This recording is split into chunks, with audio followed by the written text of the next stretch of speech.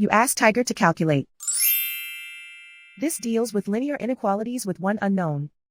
The final result is x smaller than -17/3 smaller than -52/3. Let's solve it step by step. Group all constants on the right side of the inequality. Add 5 to both sides.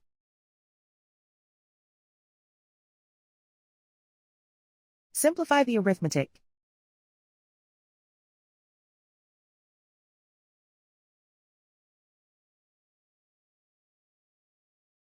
Isolate the x. Divide both sides by -3. Whenever you multiply or divide by a negative, reverse the inequality sign.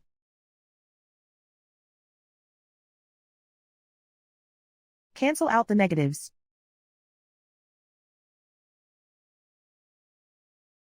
Simplify the fraction.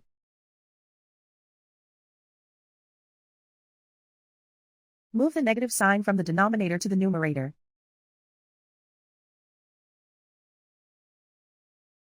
Plot the solution on a coordinate grid. And so the final result is x smaller than -17/3 smaller than -52/3.